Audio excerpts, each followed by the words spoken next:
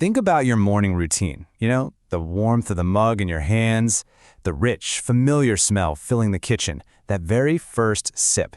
It feels, well, completely normal, right? It feels cheap, every day. But behind that simple, seemingly innocent cup exists a massive, hidden global ecosystem. Today, in this explainer, we're going to peel back the layers of an industry worth hundreds of billions of dollars. We're diving into a world fueled by secret trading markets, aggressive marketing, and frankly, stark inequalities. Okay, let's dive into this. 2 billion. 2 billion. That is the staggering number of cups of coffee consumed around the world every single day. I mean, it's not just a morning pick-me-up. Coffee has literally become one of the most traded commodities on the entire planet, standing right up there alongside oil and precious metals. It is a colossal machine. But as we'll soon see, most of us have absolutely no idea how deep it actually goes. Section 1. The Bitter Harvest, Origins and Labor. This is where the illusion really starts to break down. Consider the stark contrast between the two ends of this industry. On one side, you have the sheer reality of the harvest. Farmers spending months growing, handpicking, and processing beans. Yet they earn the absolute least in the entire supply chain, completely at the mercy of wildly fluctuating global prices. When prices crash, entire communities suffer. Now contrast that with the corporate premium. You've got huge international corporations making billions, literally billions, off branded drinks and experiences. A single cup sold in a luxury coffee shop often costs more than what a farmer earns from several pounds of raw beans.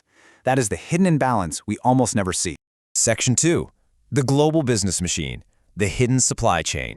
And this whole process brilliantly illustrates the labyrinth your coffee actually travels through, because it is almost never a direct line from farm to cup. The beans pass from exporters to importers and global traders, moving on to commercial roasters, distributors, and finally to your local cafe chains and supermarkets. And at every single one of these stages, someone acts as a middleman. Someone takes a cut. It is a highly complex web explicitly designed to extract hundreds of billions of dollars annually. Section 3. Selling Identity and Addiction, the Psychology of Coffee. Now, what's really interesting about this is the core truth of modern corporate strategy.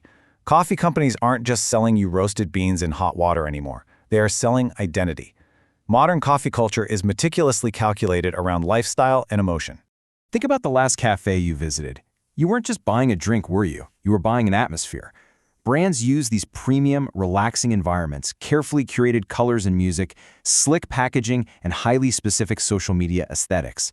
They build these spaces to make you feel productive or artistic or luxurious.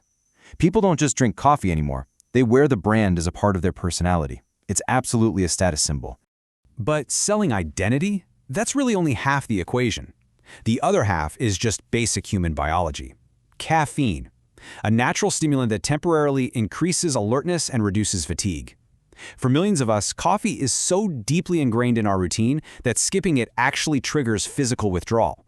We're talking headaches, low energy, extreme irritability. The industry knows this brilliantly well. They aren't just selling a lifestyle, they are feeding a biological habit, securing the ultimate unshakably reliable customer base. Section 4. A Brewing Climate Crisis, Threat to Production. Despite the industry's massive power, the coffee plant itself is actually surprisingly fragile. It's highly sensitive to its environment, and right now scientists are sounding the alarm. We're looking at severe temperature changes, shifting rainfall patterns, and a dramatic increase in pests and disease. As global temperatures rise, the amount of suitable coffee-growing land on the planet is drastically shrinking. Think about that. The very physical foundation of this empire is literally disappearing. So the crucial point is this. This environmental threat isn't just some abstract scientific warning. It is a direct hit to this multi-billion-dollar machine, and inevitably, a direct hit to your wallet. As land becomes scarce and crop conditions worsen, experts warn that your daily habit is going to become significantly more expensive. Section 5. The True Cost, Racing for Profits. Let's see how this builds. Faced with struggling farmers and a literal climate crisis, how did giant corporations actually respond? Well, by accelerating. Instead of fixing the foundation, they're racing to invent entirely new ways to expand their profits. We're seeing an absolute explosion of cold brews, flavored sugary drinks, high-caffeine energy blends, ready-to-drink cans in literally every aisle, and luxury subscriptions shipped directly to your door.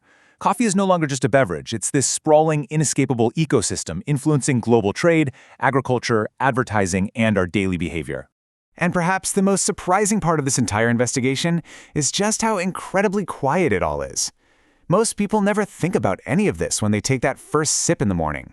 To them, it's just coffee. But now you know the hidden truth behind the billions, the farmers' struggles, the psychological marketing, and the impending climate crisis. So, the next time you hold that warm mug in your hands, ask yourself, what is really in your cup?